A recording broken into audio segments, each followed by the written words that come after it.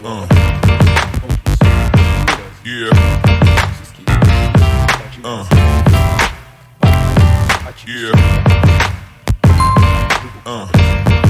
O espírito de trabalho.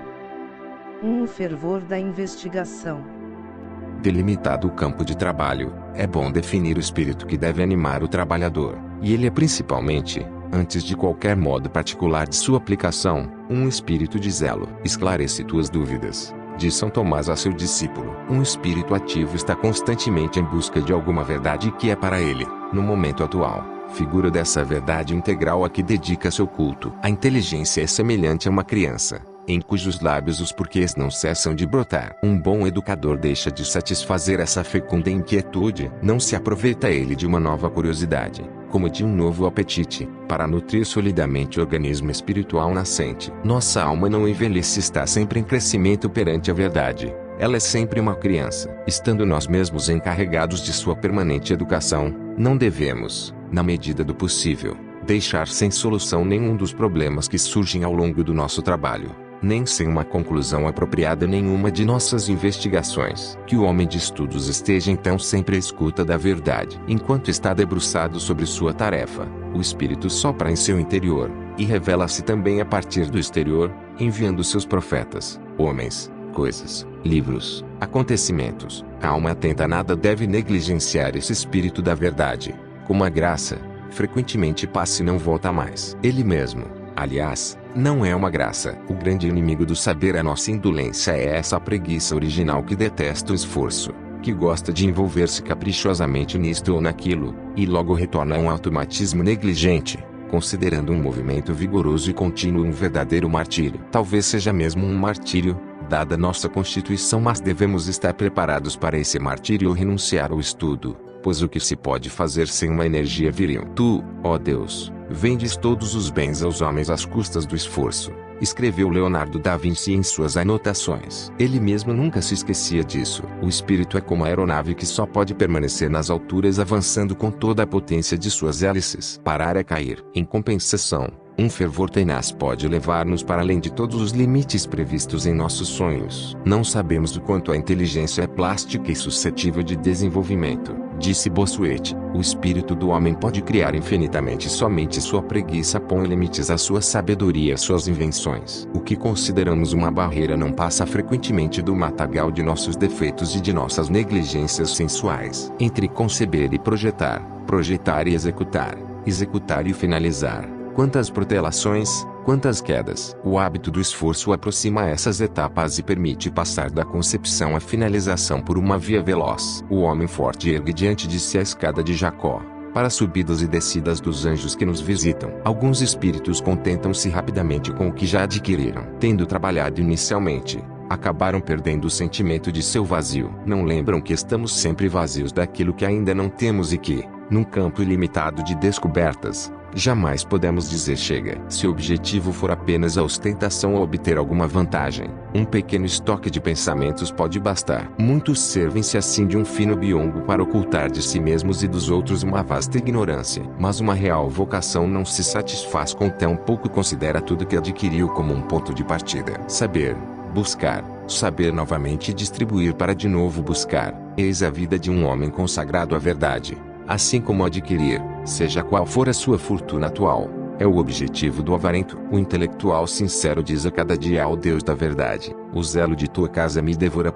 É principalmente na maturidade que devemos estar atentos a essa tentação. Conhecemos as histórias daqueles que chamamos bonzos, velhos sábios asfixiados pelas honrarias, que são esmagados por exigências e que perdem em cerimônias o tempo que antes consagravam ao estudo. Estão bem equipados, e não produzem mais, gozam de alta reputação, e entretanto não passam de uma sombra de si mesmos. Dizia-se do pintor Ener, no final de sua vida, ele só pinta falsos. Ener. Não subscrevo esse juízo, mas a frase é cruel e, para todos aqueles a quem pode ser aplicada, é terrível. Não devemos dissimular que, também entre os jovens, constatamos essa senilidade precoce que, feliz com uma descoberta real ou aparente, explorar incansavelmente e desperdiça, em esticar um fio cada vez mais tênue, a atenção que seria melhor empregada em fundir um lingote ou em cunhar uma medalha. Um verdadeiro pensador aborda seu trabalho com um espírito totalmente diferente, é movido por um instinto de conquista, por uma chama, um impulso e uma inspiração heróicos. Um herói não estanca, não conhece limites. Um Gnemer considera uma vitória como um ensaio para uma nova vitória, como se fora onipotente. Voa, recomeça, atinge o adversário, volta-se contra um outro e só na morte vê o final de sua carreira. É preciso buscar sempre, esforçar-se sempre. A natureza leva a árvore silvestre a reflorescer, o astro a brilhar, a água a fluir, descendo as encostas, contornando os obstáculos, preenchendo os vazios, sonhando com o mar que a espera lá embaixo, onde talvez chegará. A criação é em todos os seus estágios uma aspiração contínua. O espírito, que em potência é todas as coisas, não pode por si mesmo limitar suas formas ideais, como não podem as formas naturais, que são seu reflexo. A morte o limitará, e também sua impotência, que ao menos sua coragem rompa as fronteiras preguiçosas. O infinito que está diante de nós solicita o infinito do nosso desejo para reparar tanto quanto possível o desfalecimento da nossa força. Não se esqueça de curtir, compartilhar e se inscrever no canal. Para mais vídeos, ative o sino de notificações. 2. A concentração. Esse espírito de zelo deve conciliar-se com a concentração que todos os homens de pensamento profundo nos recomendam. Nada mais desastroso do que a dispersão. Difundir a luz é enfraquecê-la em proporções geometricamente crescentes. Ao contrário, concentra com uma lupa e o que estava apenas aquecido pela livre radiação queima no foco onde o calor se intensifica. Que seu espírito aprenda a ser uma lupa graças a uma atenção convergente, que sua alma esteja toda concentrada naquilo que existe em você no estado de ideia dominante, de ideia absorvente. Ordene seu trabalho para poder dedicar-se por inteiro a ele. Que cada tarefa absorva profundamente, como se fosse a única. Era esse o segredo de Napoleão, é o segredo de todos os grandes homens de ação. Os próprios gênios só foram grandes pela aplicação de toda a sua força no ponto que tinham decidido enfocar. É preciso tomar cada coisa em si mesma, fazê-la no tempo que ela exige, reunir as condições que pede, consagrar-lhe a plenitude dos recursos de que se dispõe, e, uma vez levada a seu termo, passar tranquilamente para outra. Acumula-se assim incrivelmente sem se perder em agitações. Não é que não possamos ter vários trabalhos em andamento. Isso é até necessário, pois para ter um certo distanciamento, para avaliar-se melhor e corrigir o que for preciso, para descansar de um esforço dedicando-se a outro, talvez também por motivos acidentais, não podemos evitar a interrupção e a mudança de tarefas. Então o que dissemos da concentração aplica-se a cada trabalho e a cada vez que o retomamos. No momento em que nos dedicamos a um, temos que excluir qualquer outro, estabelecer um sistema de compartimentos estanques, mergulhar a fundo no ponto abordado e só depois ir para outro. Os vai-vens não dão bom resultado. O viajante que titubeia e toma sucessivamente diversos caminhos extenua-se, desencoraja-se e não avança. Ao contrário, a continuidade em uma via e as retomadas enérgicas seguidas de oportunas pausas, a saber, quando a primeira fase da ação é cumprida, é o meio de produzir ao máximo, e ao mesmo tempo manter o pensamento vivo, a coragem intacta. A alma de um verdadeiro trabalhador, apesar de suas preocupações e de sua sucessiva multiplicidade,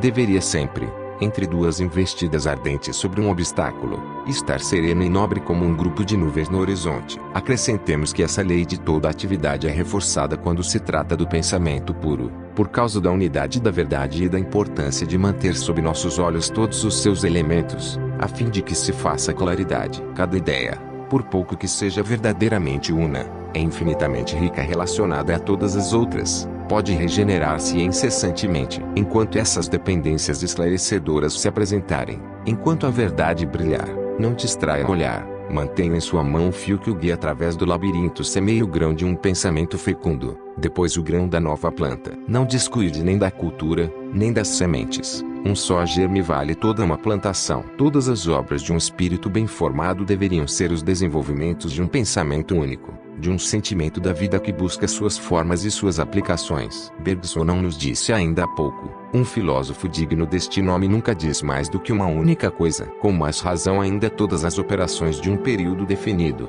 de um empreendimento, de uma sessão de estudo, devem orientar-se, reunir-se sob uma disciplina estrita. Cavar sempre o mesmo fosse a maneira de descer profundamente e arrancar da terra os seus segredos. Um dos efeitos dessa concentração será fazer escolhas no meio da massa confusa que quase sempre aparece em nossas primeiras pesquisas. Pouco a pouco, as ligações essenciais apresentam-se, e é sobretudo nisso que consiste o segredo das obras potentes. O valor nunca está na multiplicidade, está nas relações de alguns elementos que governam o conjunto inteiro. ou o ser inteiro, que nos fornecem sua lei e permitem então que façamos a seu respeito uma criação original, uma obra relevante de grande alcance, alguns fatos bem escolhidos ou algumas ideias fortes em sua coerência e seus encadeamentos mais que em seu teor traço. São matéria suficiente para uma produção genial. Dirigir bem as investigações e centralizar bem seus trabalhos é toda a arte dos grandes, é o que, a seu exemplo, cada um deve tentar fazer a fim de chegar ao limite de si mesmo.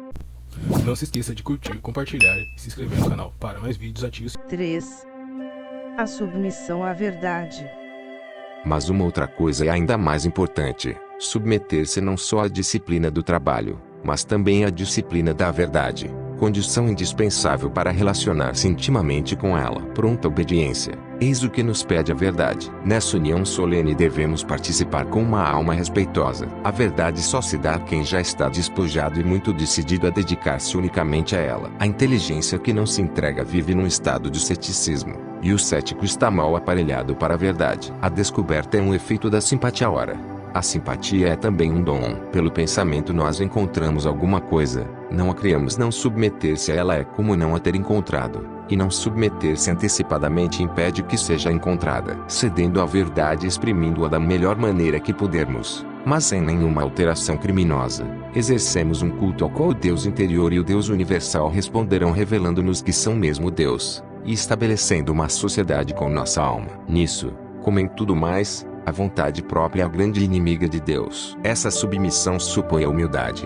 e devemos recordar aqui o que dissemos sobre a importância das virtudes no reino da inteligência, pois todas as virtudes têm por base a exclusão da personalidade orgulhosa, que repugna a ordem. Intelectualmente, o orgulho é o pai das aberrações e das falsas criações. A humildade é um olhar que lê o livro da vida e o livro do universo. Poderíamos definir o estudo dizendo: é Deus tomando consciência em nós de sua própria obra. Assim como toda ação, a intelecção sai de Deus e retorna a Deus através de nós. Deus é a sua causa primeira, é sua finalidade última entre uma e outra. Nossa emoção transbordante pode criar um desvio. Abramos os olhos com sabedoria, para que nosso espírito inspirador veja. Nosso intelecto é fundamentalmente uma potência passiva. Somos intelectualmente potentes na medida em que somos receptivos. Não é que não devamos reagir, mas a reação vital, sobre a qual ainda falaremos mais, não deve mudar nada no teor das nossas aquisições, ela simplesmente tornar nossas. Uma grande cultura, enriquecendo um espírito, abre-lhe novos caminhos e aumenta a sua capacidade, mas, sem humildade, essa atração exercida pelo exterior será também ela uma fonte de mentiras. Ao contrário,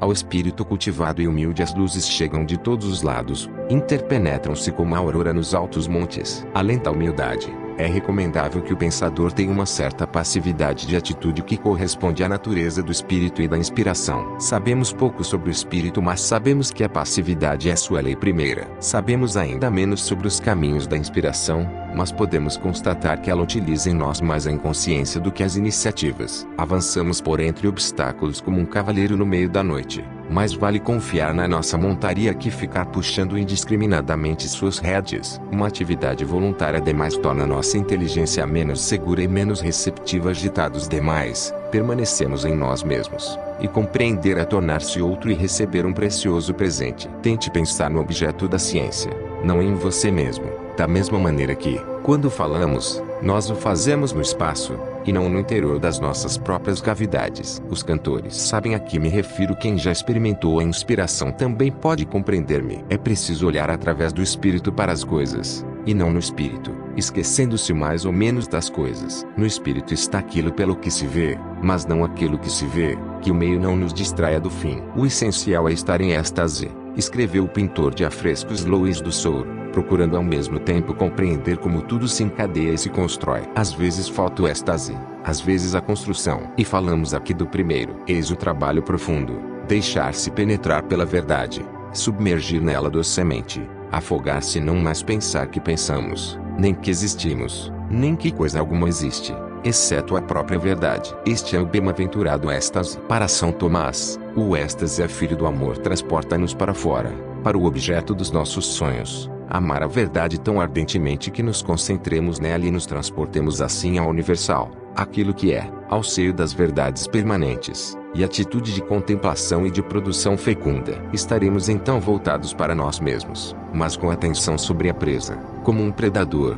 e a vida interior será intensa, mas com um sentimento de extraordinárias distâncias, como se circulássemos por entre os astros. Sentimos-nos a um só tempo expandidos e encadeados, livres e escravos somos plenamente nós mesmos, entregando-nos a algo muito mais alto do que nós, exaltamos-nos perdendo-nos. É o nirvana da inteligência arrebatada e potente. Não vá, pois, se for visitado por esse espírito, desencorajá-lo e expulsá-lo fazendo um trabalho completamente artificial e exterior. Se ele estiver ausente, apresse seu retorno com humildes preces. Sob o fulgor divino ganhará em pouco tempo muito mais do que ganharia dedicando-se aos seus pensamentos abstratos. Nos teus atos, Senhor, um dia vale mais do que 1000.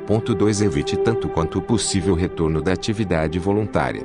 O despertar da esposa. Que seu espírito seja cera, não o sinete, a fim de que o selo da verdade permaneça puro. Pratique o santo abandono, obedeça a Deus, seja como um poeta inspirado, como orador que uma onda interior eleva em quem o pensamento não pesa mais. Por outro lado, tendo que receber dos homens através da leitura, do ensino, do convívio, aproveite esta regra de ouro inserida por São Tomás nos 16 preceitos. Não consideres de quem ouves as coisas, mas tudo o que se disser de bom, confio à tua memória. A história das ciências está repleta de resistências de um talento a outro, de um gênio a outro, de uma confraria a outra, de uma agremiação a outra. Leneco opõe-se a Broussais, Pouchet a Pasteur, Lister tem toda a Inglaterra contra ele, Harvey toda a humanidade com mais de 40 anos. Como se a verdade fosse exuberante demais e precisássemos impedir sua proliferação, enquanto as leis do mundo subjugam a matéria, porque o espírito tem tanta dificuldade em submeter-se ao espírito. Na primeira epístola aos Coríntios, capítulo 14,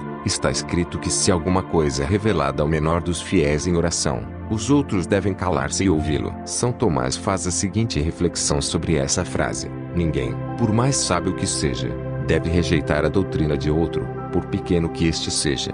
3. O que se relaciona a outro conselho paulino, cada um, por humildade, considere os outros superiores a si.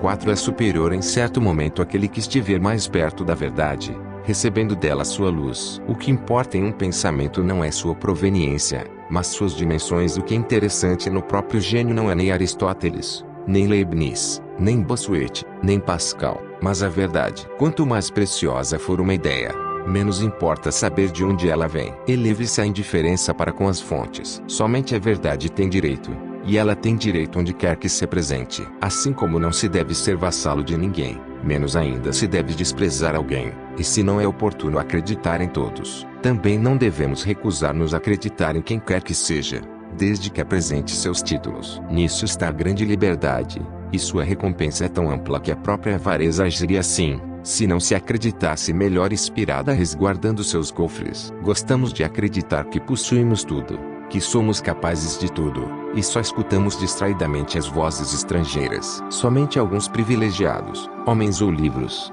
merecem nossa atenção e nos servem de inspiração. Ora, na verdade a inspiração está por todos os lados. O espírito sopra tanto nos vales quanto nos cumes. Na mais pobre inteligência há um reflexo da sabedoria infinita, e a humildade profunda sabe reconhecê-lo. Como não se sentir na presença de Deus quando um homem ensina? Não é ele sua imagem às vezes deformada, mas com frequência autêntica, e essa deformação é sempre parcial. Perguntar-nos a que preço podemos operar sua restauração e em que medida se mantém a retidão seria um trabalho bem mais fecundo que dar de ombros ou contrapor-se com rispidez. Sempre vão contrapor-se, vale muito mais refletir. Onde quer que o Deus da verdade tenha deixado algo de si mesmo, ali devemos estar prontos a colher, venerar religiosamente seus frutos e utilizá-los com diligência. Onde o eterno semeador passou, não devemos nós colher.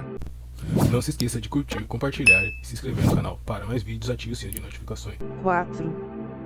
Os desenvolvimentos. Enfim, para enobrecer o espírito de trabalho, é preciso acrescentar ao fervor, a concentração, a submissão, um esforço de ampliação que dê a cada estudo ou a cada produção uma dimensão de certa forma total. Um problema não pode ficar encerrado em si mesmo, ele transborda por sua própria natureza, pois inteligibilidade que invoca vem de fontes que estão muito acima dele. O que dissemos sobre a ciência comparada pode esclarecer-nos aqui. Cada objeto de nosso estudo pertence a um conjunto no qual age e sofre ações. Um conjunto que tem certas condições e ao qual o objeto impõe as suas, não se pode estudá-lo à parte. O que se chama de especialidade ou análise pode muito bem ser um método, mas não deve ser um espírito. O trabalhador não pode ser vítima do seu próprio estratagema. Isolo uma peça de um mecanismo a fim de melhor examiná-la, mas, enquanto a tenho nas mãos e observo-a com meus olhos, meu pensamento deve mantê-la no seu lugar, vê-la no todo a que pertence. Do contrário, altero a verdade do todo, que fica incompleto, e da engrenagem,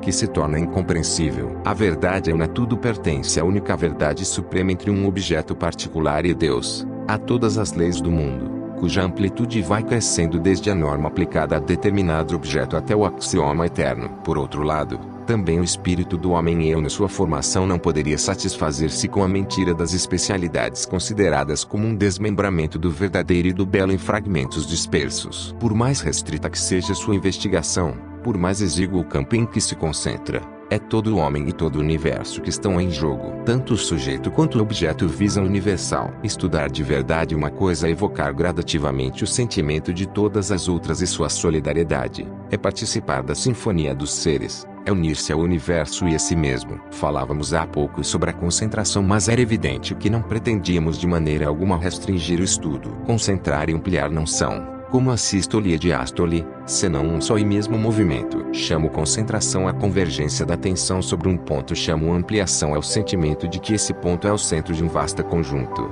e mesmo o centro do todo, pois na esfera imensa o centro está em toda parte e a circunferência não está em parte alguma. 5 Nosso espírito tem esta dupla tendência, unificar os detalhes para chegar a uma síntese compreensiva, perder no detalhe o sentimento da unidade, esquecendo-se dele. Temos que equilibrar essas duas inclinações. A primeira corresponde ao objetivo da ciência, a segunda à nossa fraqueza. Temos que isolar para poder aprofundar, mas em seguida temos que unir, para poder compreender. Ao trabalhar, portanto, não coloque o ponto de mira muito baixo. Pense alto. Tenha a alma de quem examina atentamente e discerne os pequenos brotos da verdade. E acima de tudo não há pequenas questões sublimes. Sinta-se em contato com os grandes segredos. Na atmosfera dos grandes seres perceba a luz que se filtra aqui e ali, mas que além, em continuidade com esse tênue filete, inunda o universo e une-se à fonte pura. Corot não pinta uma árvore ignorando o horizonte. Velázquez coloca as suas meninas em pleno escurial, em plena vida. Seria até mais adequado dizer em pleno ser, pois é esse sentimento do mistério do ser que faz desse prodigioso talento um gênio que assombra a alma e enfeitiça os olhos. É uma regra da arte da pintura que se deve pensar sobretudo no trecho que não se pinta, e que o próprio quadro deve ceder ao caráter, à dimensão geral do assunto, a sua ampliação para além da tela. O artista, debruçado sobre o menor detalhe, deve estar num estado de arrebatamento universal. O escritor, o filósofo, o orador, num estado de pensamento e de emoção universais. Colocando o dedo sobre um ponto do mapa mundi, temos que sentir toda sua extensão e sua redondeza. É sempre do todo que se fala. Fuja dos espíritos que jamais conseguem sair da escolaridade, que são escravos do trabalho em vez de colocá-lo diante de si, em plena luz. Deixar-se aprisionar por fórmulas estreitas e seu espírito petrificar-se em formas livrescas é sinal de uma inferioridade que contradiz claramente a vocação intelectual. Ilotas ou eternas crianças, assim devem ser chamados esses pretensos trabalhadores, que vemos deslocados em qualquer região mais alta, perante todo o horizonte mais amplo, e que gostaria muito de reduzir os outros à sua ortodoxia de simplórios medíocres. O gênio está em ver no trabalho aquilo que está para além dele, nos livros aquilo que eles não poderiam dizer. As entrelinhas de um grande texto são o seu verdadeiro tesouro. Sugerem, dão a entender que nada é estranho aos mais profundos pensamentos do homem. Em vez de reduzi-los, desvaziá-los, extraia dos assuntos restritos aquilo que lhes dá uma sólida substância, ou seja, aquilo que não lhes pertence, mas é comum a eles e a outros, a eles e a todos, como a luz é comum às cores e à sua distribuição pelos objetos. O ideal seria estabelecer em seu espírito uma vida comum de pensamentos que se interpenetram e formam, por assim dizer, um único pensamento. Em Deus é assim poderíamos encontrar um melhor modelo para guiar à distância nossa pobre ciência. O espírito de contemplação e de oração que já recomendamos aproxima-nos naturalmente desse estado contém em si mesmo esse fruto. Adotando o ponto de vista de Deus, graças ao qual cada coisa obtém seu sentido supremo, em todas as coisas sua coesão, sentimos-nos no centro de tudo, instigados por riquezas e possibilidades inesgotáveis. Se refletirmos bem, veremos que a espécie de deslumbramento que nos toma perante uma nova verdade vem da sugestão dessas perspectivas indefinidas e dessas relações universais que elas supõem. Esse único passo na direção da verdade é como uma excursão luminosa. Vemos o mundo sob uma nova luz, sentimos o todo palpitando ao tocar no fragmento encontrado. Mais tarde, essa ideia, trazida para bem longe dos confins de que fora a precursora, poderá parecer mesquinha àquele mesmo que deslumbrara não evocando nada além de si mesma. Perde a vida, extingue o sentimento do infinito que é a alma de toda a busca. Os grandes homens sofreram desse ressecamento dos pensamentos. Sua visão era grande, acharam os seus resultados diminutos. Por isso devemos lê-los, também a eles, com um espírito não literal, não livresco, mas com um espírito de transcendência, que os colocará no lugar que lhes é próprio. A letra mata, que a leitura e o estudo sejam espírito e vida. Não se esqueça de curtir, compartilhar e se inscrever no canal. Para mais vídeos, ative o sininho de notificações. 5. O senso do mistério. É essencial que o senso do mistério jamais se extinga, mesmo quando esgotamos nossos esforços e mesmo quando parece que a verdade sorriu para nós. Quem pensa que compreendeu tudo prova, por isso mesmo, que nada compreendeu. Quem se satisfaz com respostas provisórias a problemas que na realidade estão sempre em questão falseia a resposta dada, não percebendo que ela é parcial. Toda questão é um enigma que a natureza, e, através dela, Deus, nos propõe. O que Deus propõe, só Deus pode responder. As portas do infinito estão sempre abertas. O que há de mais precioso em cada coisa é aquilo que não está expresso nela. Biot, abordado por um colega nestes termos, quero lhe fazer uma pergunta interessante. Respondeu, inútil se a sua pergunta é interessante. Eu não tenho a resposta. Não sabemos tudo de nada, disse Pascal. E para compreender a fundo uma coisa, acrescenta Claude Bernard, seria preciso conhecer todas. Podemos dizer da verdade completa sobre um assunto qualquer o que Santo Agostinho dizia de Deus.